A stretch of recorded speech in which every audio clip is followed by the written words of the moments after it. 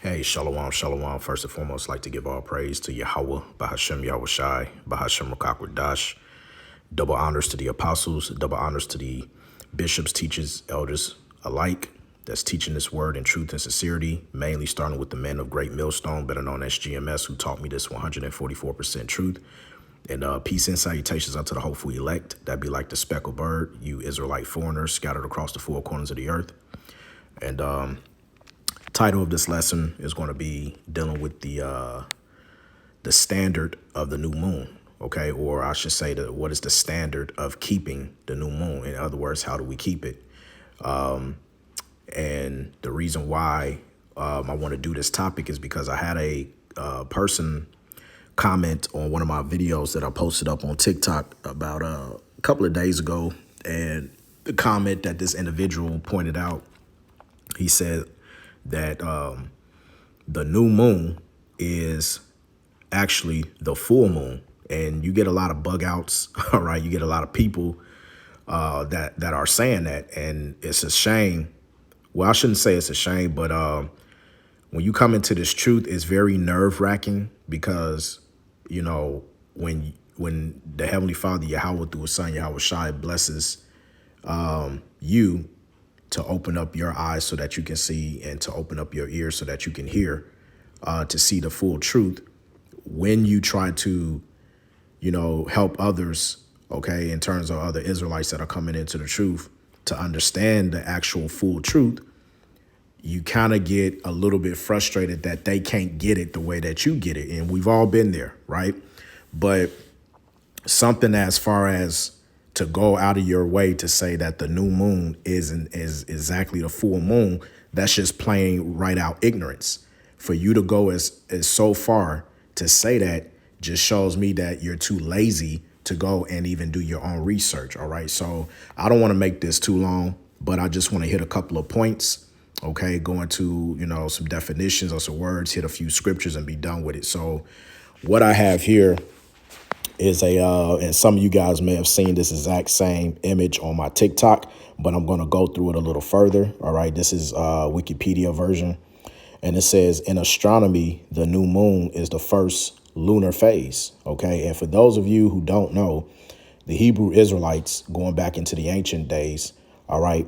Their calendar was based upon, all right, a lunar cycle. OK, now it says here, when the moon and the sun have the same ecliptic longitude. At this phase, the lunar disk is not visible to the unaided eye, but its presence may be detected because it occults stars behind it. So as you can see in the image above, this is what the moon looks like when it's in a new phase. OK, now, according to the scriptures, the beginning of the month is the new moon. OK, so in other words, when the new moon comes in, that marks not only the beginning of your month, but also the first day. Right now, under the picture, it says a simulated image of the traditionally defined new moon, the earliest visible waxing crescent, lower right, which signals the start of a new month in many lunar and lunisolar calendars. OK, now, the Hebrew Israelites, going back in the ancient world, they didn't base their calendar system off what they call today a solar calendar. No, they based it off a lunar cycle calendar. OK, and it tells you that in the creation story, when you get Genesis, the first chapter, which Yahweh Ratazah, which means Lord willing, we can grab that in this lesson. It goes on to say, at new moon, mostly earth light illuminates the near side of the moon. So if you have a look at the picture on the right hand side, you can just barely see that little small light of crescent. Right. That is a new moon. That is not a full moon. OK, it's not a full moon. Now, it says here, the original meaning of the term new moon, which is still sometimes used in calendrical, non-astronomical contexts, is the first visible crescent of the moon after conjunction with the sun. This thin waxing crescent is briefly and faintly visible as the moon gets lower in the western sky after sunset. The precise time and even the date of the appearance of the new moon, by this definition, will be influenced by geographical location of the observer. The first crescent marks the beginning of the month in the Islamic calendar and in some lunisolar calendars, such as the Hebrew calendar. In the Chinese calendar, the beginning of the month is marked by the dark moon. In other words, new moon, because it's not visible to the naked eye. The last visible crescent of a waning moon. It says the astronomical new moon, sometimes known as the dark moon to avoid confusion, occurs by definition at the moment of conjunction in ecliptical longitude with the sun, when the moon is invisible from the earth. This moment is unique and does not depend on location, and in certain circumstances, it coincides with a solar eclipse, okay? So now you guys have an understanding what the new moon is, okay, and how it's actually determined. And you know, and it's very simple. When a new moon comes in, it comes in once a month. The word month, okay, comes from the word moon, all right? And that's in the Apocrypha, which, Lord willing, we can grab that as well. But every time a new moon comes in, all right, it is known as the beginning of the month. So that will be declared as your first day, okay? So now let's look up what a full moon is so we can have the correct understanding. And we're going to get some more definitions, because some of y'all will say, oh, that was written in Wikipedia. There's, Wikipedia can be false information. All right, cool. We're going to get some other definitions. OK, now this says the full moon is the lunar phase when the moon appears fully illuminated from Earth's perspective, though there's still some dark section when there isn't a lunar eclipse. This occurs when Earth is located between the sun and the moon, when the ecliptic longitudes of the sun and the moon differ by 180 degrees. This means that the lunar hemisphere facing Earth, the near side, is completely sunlit and appears as an approximately circular disk.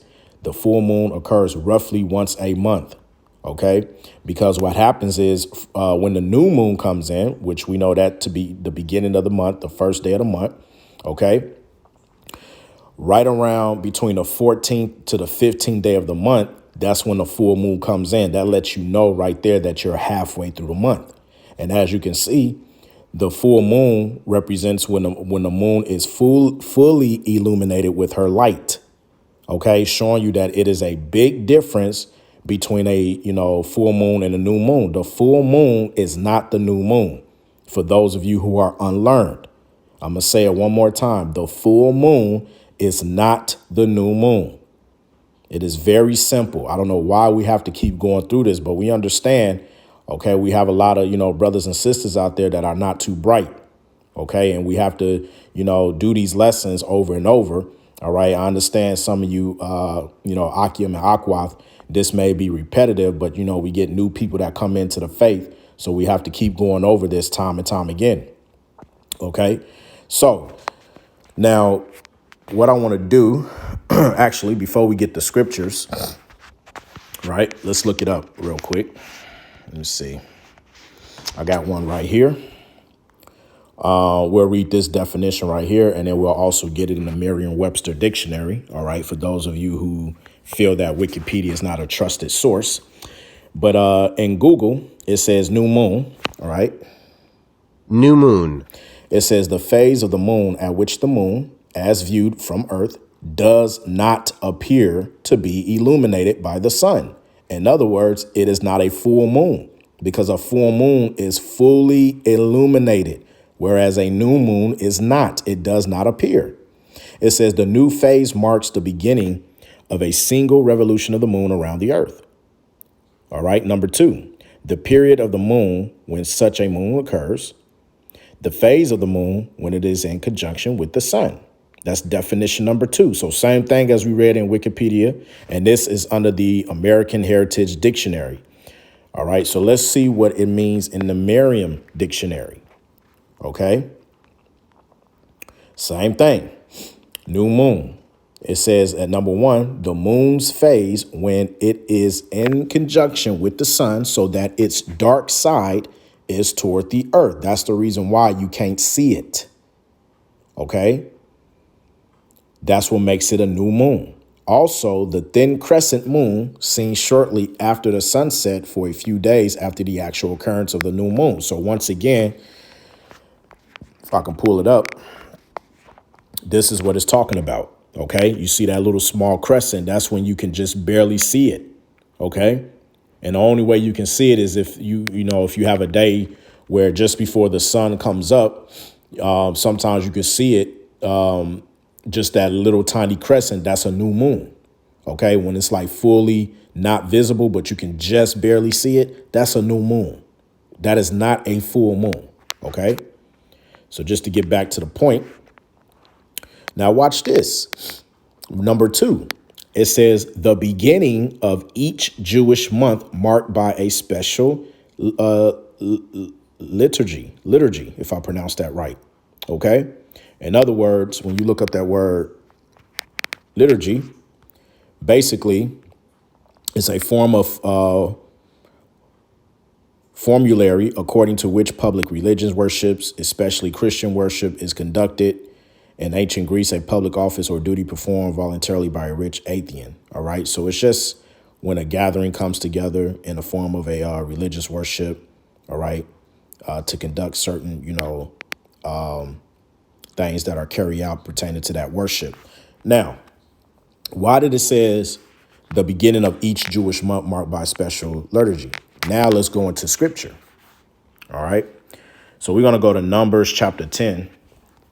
And we're going to read verse 10. I'm going to mark it for you so you guys can see. All right, this is Numbers chapter 10, verse 10. And it reads, also in the day of your gladness and in your solemn days and in the beginnings of your months, ye shall blow with the trumpets over your burnt offerings and over the sacrifices of your peace offerings, that they may be to you for a memorial before your power. I am Yahweh, your power.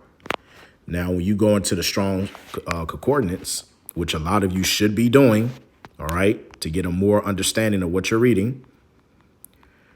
And when you look up of your months. Strong's H2320. Chodesh. Chodesh. Right. And it says what? The new moon, monthly, the first day of the month.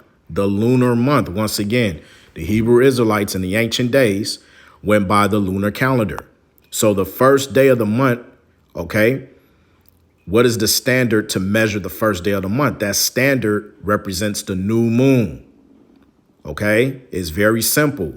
So if the standard to measure the first day is it goes about the new moon, okay, how are we meant to keep the Sabbath? Because what did the Heavenly Father say?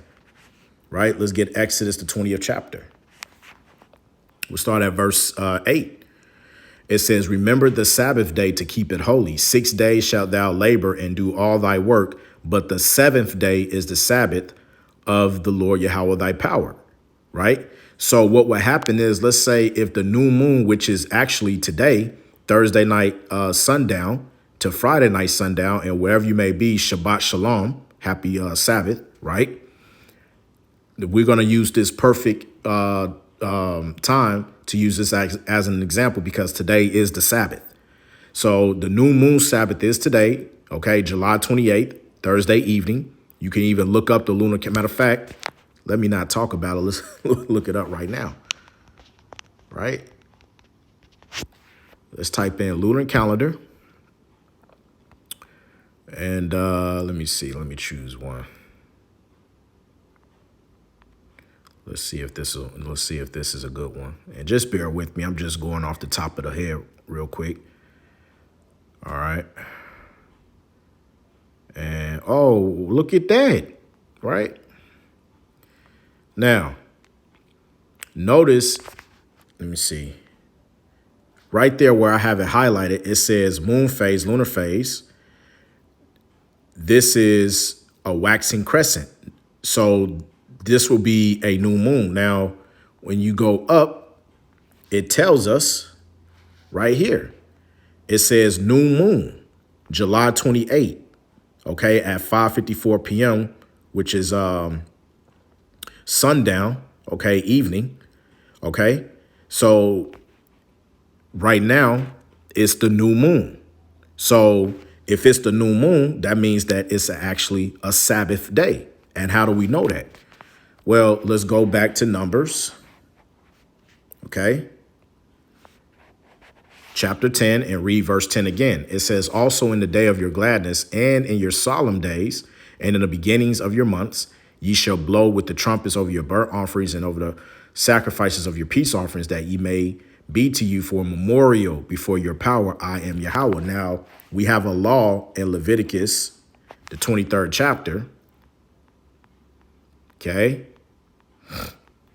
Leviticus 23, verse 23, and it says, and the Lord Yahweh spake unto Moses, saying, speak unto the children of Israel, saying, in the 7th month, okay, which is September for us, if you're going by the Gregorian calendar, in the first day of the month. Now, remember, we looked up what month is Chodesh, which is the new moon, which represents the first day, right? Ye shall have a Sabbath, a memorial of blowing of trumpets and holy convocation. Okay. Now, the new moon ushers in the Sabbath. Why? Because the moon appoints our solemn feast days. OK, now, how do we know that? Let's grab two scriptures. Let's go to Genesis, the first chapter, starting at verse 14.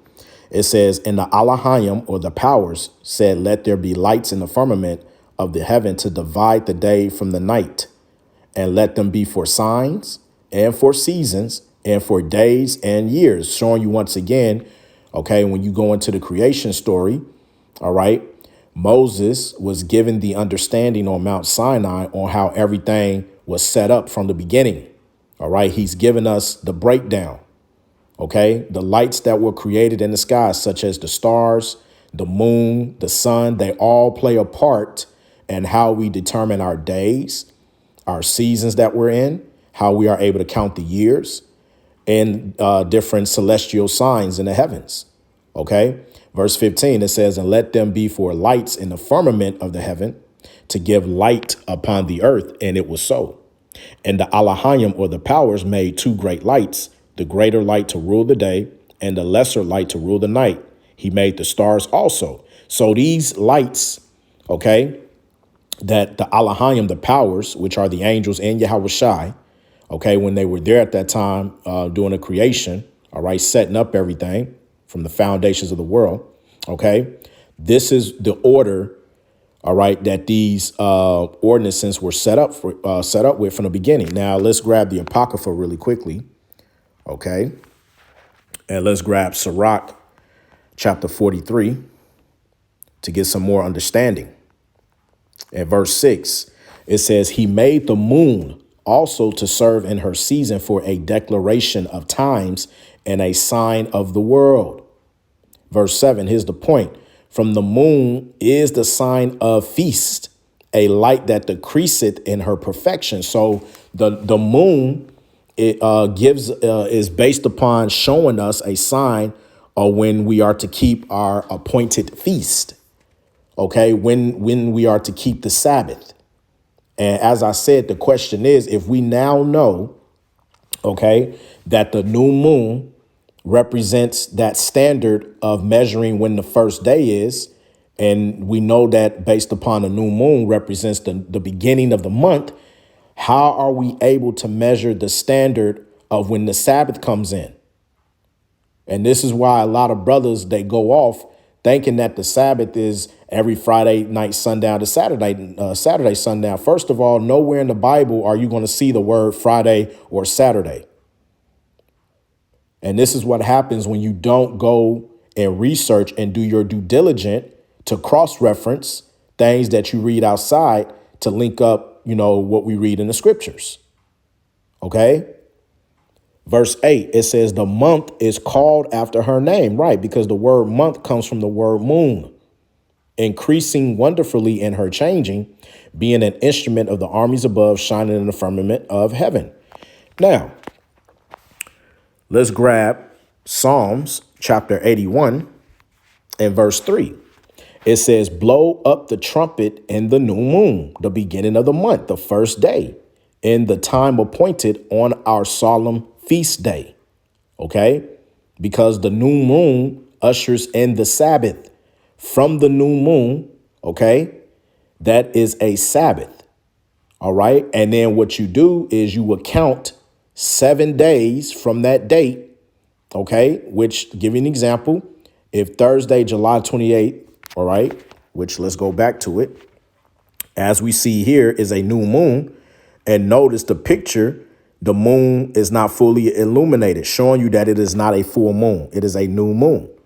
OK, so if we know that it is a new moon, it is a Sabbath.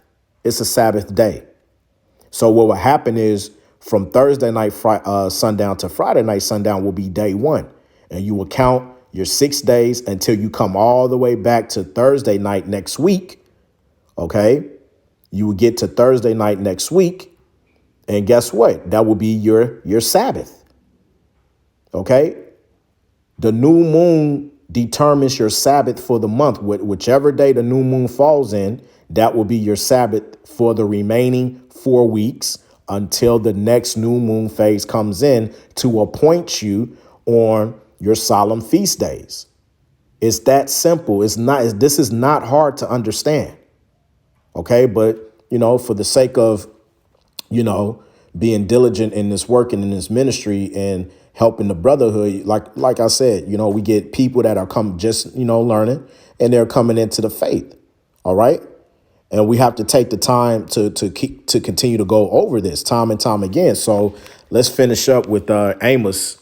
All right. Chapter 8 and verse 5. It says, saying, when will the new moon be gone that we may sell corn? Now, why are they saying to the prophet, when will the new moon be gone so that we may sell corn? Because remember, we read in Leviticus, the 23rd chapter, verse 23, what was the law? And Yahweh spake unto Moses, saying, speak unto the children of Israel, saying, in the 7th month, in the 1st day of the month, ye shall have a Sabbath, a memorial of blowing the trumpets. Now, don't get simple. OK, even though it's telling you a particular month being of the 7th month, we're supposed to, blow, the trumpet memorial only for that particular month. Well, the new moon. OK, we always make a feast and sit down. Well, I shouldn't say make a feast, Salakia, forgive me. But to give you an example, let's go to when you type in new moon. OK, 1 Samuel chapter 20, verse 5, it says, and David, which is King David, said unto Jonathan, behold, tomorrow is the new moon, and I shall not fail to sit with the king at meat, but let me go that I may hide myself in the field unto the 3rd day at evening. OK, because every new moon they will what? Blow the trumpet.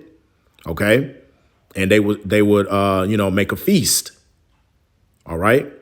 And showing you that this is a shadow of what's to come in the kingdom, because even though we're just rehearsing the righteous acts on when to keep it. OK, when we get in the kingdom, we're going to get the true understanding on how to keep the Sabbath and how to understand the celestial signs within the skies. We're going to get all of that back in the kingdom. This is Isaiah chapter 66, verse 23. It says, and it shall come to pass that from one new moon to another, and from one Sabbath to another, shall all flesh come to worship before me, said the Lord Yahweh. So, as I said, in the kingdom, OK, we are going to get the full understanding on how we are meant to celebrate it and keep it. It's just right now on this side, we are just rehearsing the righteous acts, man. It's that simple. It's not that hard. OK, so that's all I wanted to get on this. Lord willing, this lesson was edifying. Until the next time, shalom.